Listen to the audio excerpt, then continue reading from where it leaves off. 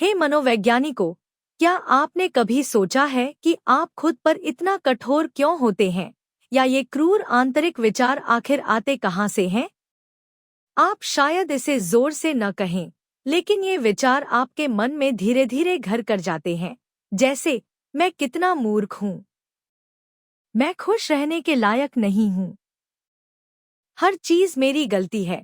खैर, शायद यह सिर्फ एक विचार नहीं है। शायद यह खुद को अपराध बोध, अत्यधिक काम, अकेलेपन या लगातार आत्मदोष से दंडित करने का एक तरीका है।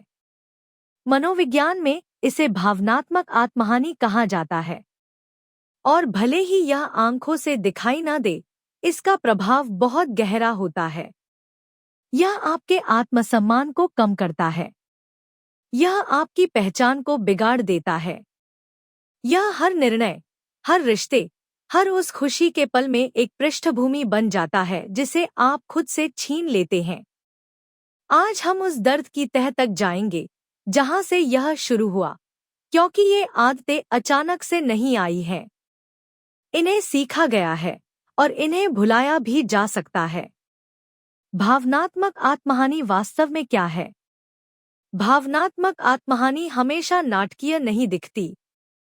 कभी कभी यह छोटी छोटी रोजमर्रा की आदतों में छिपा होता है, जैसे कि बिना कुछ गलत किए माफी मांगना, शांति बनाए रखने के लिए अपनी जरूरतों को नकारना, सिर्फ यह महसूस करने के लिए अत्यधिक प्रयास करना कि आप काफी हैं, या खुद से इस तरह बात करना जैसे आप किसी और से कभी नहीं करेंगे।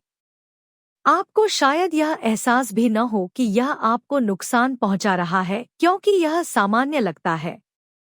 लेकिन समय के साथ भावनात्मक आत्महानि कम आत्मसम्मान, पुरानी चिंता या अवसाद, दूसरों पर भरोसा करने में कठिनाई और यहाँ तक कि आत्मबोध के टूटने का कारण बन सकती है। मनोवैज्ञानिकों ने पाया है कि आंतरिक आत्मालोचना और अनसुलझे भावनात्मक आघात मानसिक स्वास्थ्य और रिश्तों पर इन दीर्घकालिक प्रभावों से गहराई से जुड़े हुए हैं। क्यों? क्योंकि अक्सर बिना एहसास किए आप खुद को यह संदेश भेज रहे होते हैं, मैं योग्य नहीं हूँ, और आपका दिमाग इस पर विश्वास करने लगता है। तो अब जब हम समझ गए हैं कि यह कैसा दिखता है, तो आइए बात करते हैं यह कहाँ से आता है। बचपन की जड़ें। कोई भी आंतरिक आलोचक के साथ पैदा नहीं होता, तो यह आता कहाँ से है?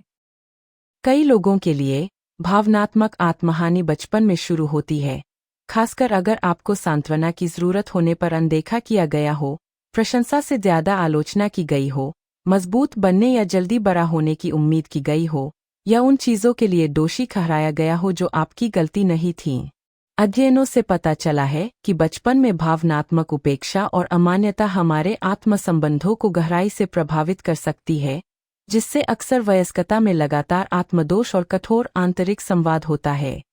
इस उथल-पुथल को समझने के लिए आपका बचपन का मन सोच सकता है, अगर मैं खुद को बदल लूं, तो शायद वे मुझसे प्यार करेंगे। अगर मैं चुप रहूं, तो शायद मैं सुरक्षित रहूंगा। यह आत्मदोष एक भाल बन जाता है। यह आपको एक असुरक्षित दुनिया में नियंत्रण का झूठा एहसास देता है। लेकिन समय के साथ यह भावनात्मक दमन, अति सतर्कता, अस्वीकृति के लिए लगातार तैयार रहना, सहनिर्भरता, दूसरों की ज़रूरतों को अपनी ज़रूरतों से ऊपर रखना, सिर्फ खुद को मूल्यवान महसूस करने के लिए, जैसी स्थितियों को जन्म दे सकता है। एक बच्चे के रूप में आप स्पंज की तरह सब कुछ सोख लेते हैं। इसलिए यदि प्रेम सशर्त लगता था या सुरक्षा नाजुक महसूस होती थी, तो आपका मन उन अनुभवों को, भले ही वे कष्टदायी हो, अपने साथ रखता था और अंततः उस बाहरी निर्णय को भी अपने भीतर समाहित कर लेता था। यह आंतरिक हो जाता है। आप इसे अपने साथ लिए फिरते हैं, अक्सर बिना एहसास किए। यहीं से आंतरिक आलोचक की शुरुआत होती है। लेकिन बात यह है कि यह आपकी आवाज़ जैसी लग सकती है, लेकिन वास्तव में यह आपकी नहीं है। तो चलिए उस आवाज़ के बारे में बात करते हैं जो आपकी नहीं है। इसे समझना सबसे कठिन चीजों में से एक है। आपके दिमाग में वह आवाज़ जो आपको शर्मिंदा करती है, आपकी आलोचना करती है, आपको बताती है कि आप काफ़ी नहीं है। यह आप नहीं है। यह एक प्रतिध्वनि की तरह है। यह आपकी तरह लगती है, लेकिन इसे उन लोगों और वातावरण ने आकार दिया है जिन्होंने आपको छोटा या अयोग्य महसूस कराया। मनोवैज्ञानिक इसे आंतरिक आलोचना कहते हैं। जब आप दूसरों के कठोर संदेशों को आत्मसात कर लेते हैं और उन्हें खुद से दोहराने लगते हैं, तो यह इसलिए नहीं कि आप कमज़ोर हैं, बल्कि इसलिए कि दोहराव ही मस्तिष्क के सीखने का तरीका है। अच्छी खबर यह है कि इसका मतलब है कि आप इसे कुछ नया सिखा सकते हैं। लेकिन जब तक आप ऐसा नहीं करते, वह आवाज़ केवल आपके विचारों तक ही सीमित नहीं रहती। यह हर चीज़ में फैल जाती है, आपके रिश्तों में, आपके फैसलों में, यहाँ तक कि खुद को देखने के आपके तरीके में भी। तो आइए इस बात पर गौर करें कि भावनात्मक आत्महानि किस प्रकार वयस्क जीवन में भी हमारा पीछा कर सकती है।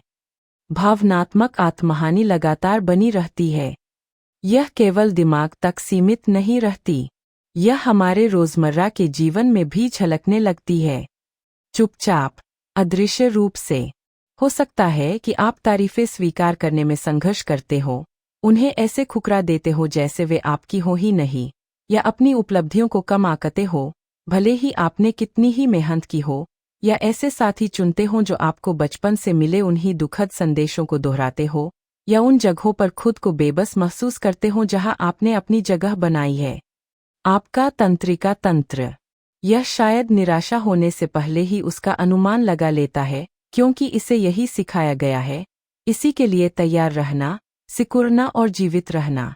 यह कोई व्यक्तित्व दोष नहीं है, यह भावनात्मक कंडीशनिंग है, सीखा हुआ बचाव है जो अब सुरक्षा नहीं देता। और अच्छी खबर यह है कि जो सीखा है उसे जागरूकता, सुरक्षा और आत्मकरुणा से भुलाया जा सकता है। जब आप लंबे समय तक भावनात्मक आत्महानि के साथ जीते हैं, तो यह जीने का एकमात्र तरीका लगने लगता है। लेकिन आप जीना सीख जाते हैं, और अब आपके पास अलग तरह से जीने का मौका है। कोई आपसे अतीत को मिटाने की उम्मीद नहीं करता, लेकिन आप दया, जागरूकता और चुनाव के साथ उस पर अपनी प्रतिक्रिया को फिर से लिख सकते हैं। कहानी को फिर से लिखना। ठीक होने का मतलब यह नहीं है कि अतीत को अनदेखा कर दिया जाए। इसका मतलब है इससे अलग तरीके से, नरमी से निपटना। इस बार यह पहचानना महत्वपूर्ण है कि कब वे पुरानी आदतें फिर से उभरती है, और खुद को शर्मिंदा करने के बजाय जिज्ञासा जगाना। अगली बार जब आपका आंतरिक आलोचक आवाज़ उठाए, तो रुके और पूछें, यह किसकी आवाज़ है? क्या यह मुझे आगे बढ़ने में मदद कर रही है, या मुझे छोटा बनाए रख रही है? अगर मेरा कोई दोस्त ऐसा महसूस कर रहा हो तो मैं उससे क्या कहूँगी? और इस ठहराव में आप उस चक्र को तोड़ रहे हैं। अब आप डर के मारे प्रतिक्रिया नहीं दे रहे हैं, बल्कि देखभाल के साथ जवाब दे रहे हैं। अब आप आलोचना की जगह दयालुता, शर्म की जगह सुरक्षा और नियंत्रण की जगह करुणा चुन रहे हैं। और धीरे धीरे, कोमलता के हर छोटे कार्य के साथ, आप एक नई कहानी लिखना शुरू करते हैं। एक ऐसी कहानी जो आपको पीछे नहीं छोड़ती। हम भावनात्मक रूप से खुद को नुकसान पहुंचाना नहीं चुनते, लेकिन हम ठीक होना चुन सकते हैं। एक ही बार में नहीं, सीधे रास्ते से नहीं, बल्कि धीरे धीरे, कोमलता से जागरूकता, आत्मसम्मान और जुड़ाव के माध्यम से। यह एक सीखी हुई आदत है, और इसलिए इसे भुलाया नहीं जा सकता। जागरूकता पहला कदम है, और उपचार तब शुरू होता है जब आप कठोरता को करुणा से बदलना शुरू करते हैं। आप टूटे हुए नहीं हैं, और आप कभी नहीं थे। आप बच गए, और आप इरादे और करुणा के साथ फिर से जीना सीख रहे हैं। अगर आपको यह वीडियो सुकून देने वाला लगा, या अगर यह जानकारी आपके लिए उपयोगी रही, तो हमारे साथ और भी उपचार यात्राओं में शामिल होने के लिए सदस्यता लें और नीचे एक टिप्पणी छोड़ें। और अगर आपके किसी प्रियजन को भी इसकी आवश्यकता हो, तो इसे उनके साथ साझा करने में संकोच न करें। आप कभी नहीं जानते कि किसे इसे सुनने की आवश्यकता हो सकती है।